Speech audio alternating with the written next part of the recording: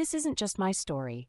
It's a warning for men, women, boys, and girls everywhere. Be careful who you trust, who you hang out with, and who you choose to be intimate with. To give some context, let me take you back to how I got caught up in this situation. In high school, I had a best friend. She was a decent girl from a strict church-going family, much like mine. Her upbringing was conservative, and she wasn't allowed to date. In fact, she remained a virgin well into her 20s. I know some people think church girls are not so nice, but she was a decent person. After school, we stayed close, and she eventually met a man from Pakistan. She was head over heels for him. I personally never liked him. He didn't treat her well, and that was my main reason for not liking him. He just didn't deserve her. Despite my reservations, I supported her decision to stay with him. Their relationship lasted for years.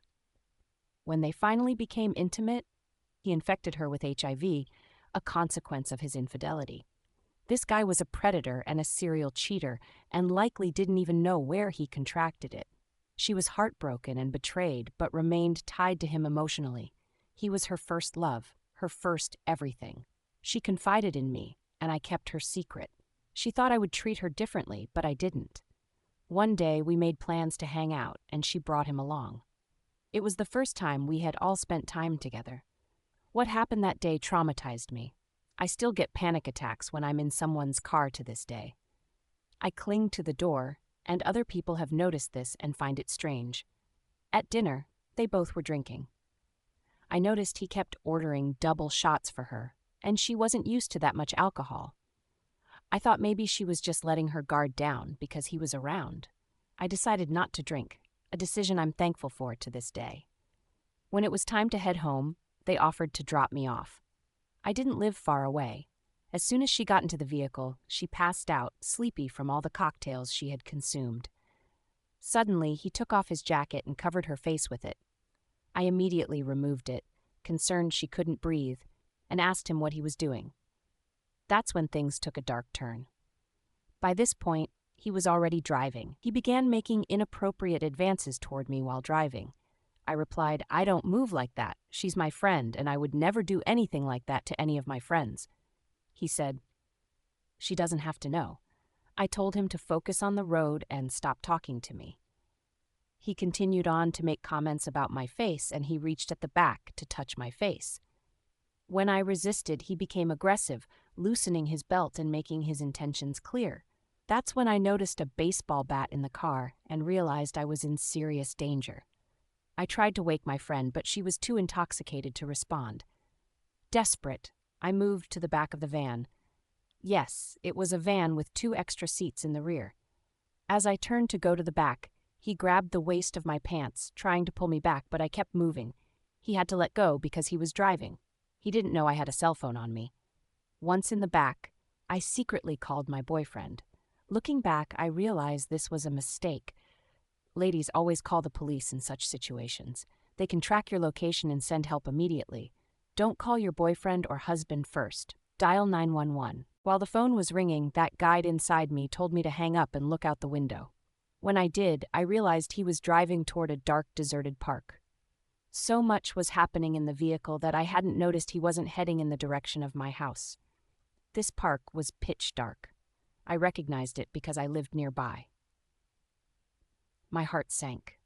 I knew if we went there, I might not make it out alive, or I'd leave with a death sentence, knowing he was HIV positive or possibly had AIDS at this point. At that moment, I got chills and knew I had to act. Moving quickly to the front, I grabbed my friend's hand and bit her as hard as I could. I can't explain what was going through my head at that moment. Maybe it was instinct. She screamed and demanded to know what was happening. When she questioned him about heading into the park, he lied, claiming he was lost. She had some intimidating personality traits, and that was helpful in that moment. He turned the vehicle around. Once we were back on the main road, she insisted he drive me home. I stayed calm, knowing panicking could escalate the situation. We were both in his vehicle, and it was clear he didn't care about her. I feared that if I said anything, he would panic and do something drastic. Knowing what he had done could land him in jail, I pretended everything was fine until I was in a safe space.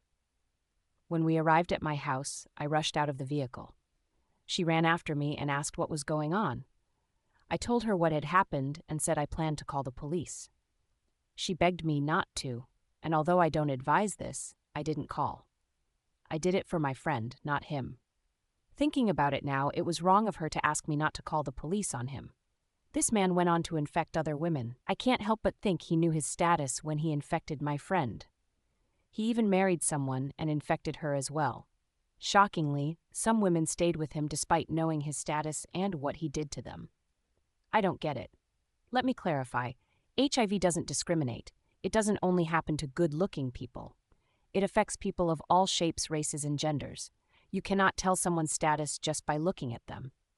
Eventually, my friend left him, but the trauma took a toll on her. She became cold, revengeful, and difficult to connect with. Our friendship faded as a result of her behavior. I wanted to be there for her, but ultimately I had to walk away. I'd be lying if I said I don't miss her sometimes. But she's not the same person I used to know after this happened to her. I'm doing this video with a heavy heart, and I feel this way for many reasons. I just feel that it's important to share this story. In my testimony, which I posted on my channel, I talked about how God protected me every time I was in danger. I believe God protected me that night. Unfortunately, this was not my only encounter with predators, and I will share more on my channel. Because people need to know the danger that's out there. Most of the time, it's not strangers, it's people you know and trust. Before I close this up, I want to say this. Experts may say HIV is not a death sentence, and it's true. People can live long lives with it. I can't speak for everyone else. It would have been a death sentence for me if this man had infected me. I was not in a good place mentally and emotionally at that time. I wouldn't have been able to handle it. I've seen these HIV medication commercials. Everyone is smiling and just living life. This is misleading to people and gives the impression that it's not really a big deal. You could just engage in risky behavior and take medication. They don't talk about the amount of medication HIV patients have to take and all the side effects they have to deal with. I know people who unalive themselves after finding out they were HIV positive because their whole lives were turned upside down.